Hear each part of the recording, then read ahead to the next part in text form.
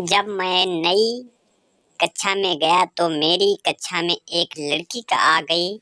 वह देखने में मेरे लिए किसी परी से कम नहीं थी। उसको देखते ही मेरा मन तेजी से कांपने लगा था।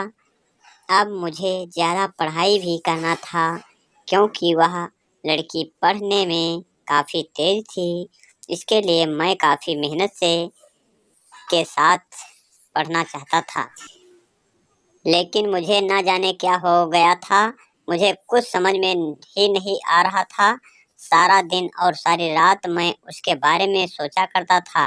उसके बारे में सोचकर मुझे अच्छा भी लगता था, लेकिन जब मैं पढ़ाई के बारे में सोचता था तो मुझे बहुत ज़्यादा गुस्सा आता था। मैंने एक बार सोचा कि इसके बारे में मैं अपने दोस्तों से कुछ, लेकिन मेरी हिम्मत नहीं होती थी। इसी सब के चक्कर में रह गया और मेरी कक्षा का पहला परीक्षा सामने आ गया। मेरी तैयारी कुछ भी नहीं हुई थी। जब मैं परीक्षा के लिए अपनी कक्षा में गया तो मुझे खुद पर काफ़ी गुस्सा आ रहा था। तभी मैं क्या देखता हूँ कि वह लड़की मेरी ओर आ रही थी। उसके चेहरे पर मुस्कान थी। वह काफ़ी खुश लग रही थी। यह देखकर मैं कुछ देर के लिए अपनी शरीर को हिला भी नहीं पा रहा था। उसको मुस्कुराता देखकर मैंने भी मुस्कुरा दिया। तब तक वह मेरे पास आकर बोली, कैसे हो तुम? तो अपने कक्षा के टॉपर हो। हर टीचर तुम्हारी तारीफ करते हैं। मैं बहुत दिन से तुमसे मिलना चाहती थी, लेकिन नहीं मिल पा रही थी। परीक्षा का तैयारी करना था। तुम तो परीक्षा के लिए तैयार ही होंगे। मैंने धीरे से कहा, हाँ हाँ, मैं परीक्षा के लिए तैयार हूँ।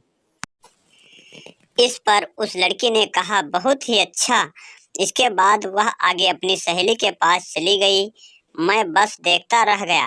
अब परीक्षा के लिए प्रश्न पत्र मिला।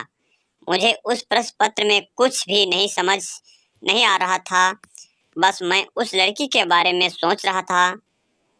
इसी तरह से परीक्षा का आधा समय बीत गया। तभी मुझे एक आवाज़ सुनने को मिला।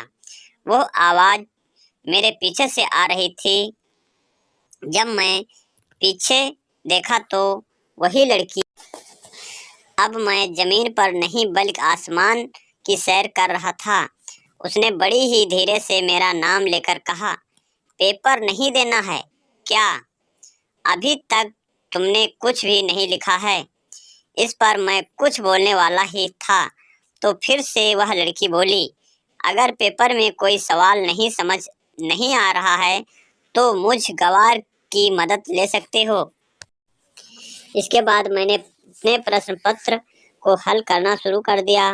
मुझे कुछ सवाल समझ नहीं आ रहे थे तो मैंने उस लड़की से पूछ ही दिया।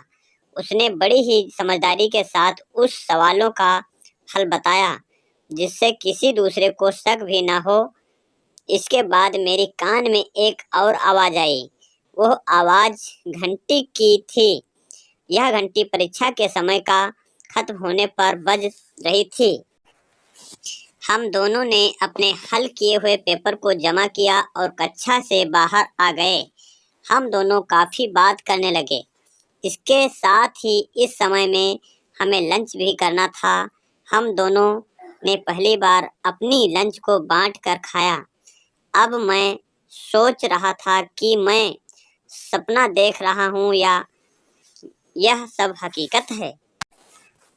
इसलिए मैंने उस लड़की से कहा, तुम थोड़ा मुझे चिकोटी काटो। इस पर उस लड़की ने कहा, क्यों? मैंने कहा, मुझे यकीन नहीं हो रहा है कि मैं एक सपना देख रहा हूँ या यह सब हकीकत है। इस पर उस लड़की ने बड़ी तेजी से चिकोटी काटा और कहा, क्या तुम मेरे दोस्त बनोगे?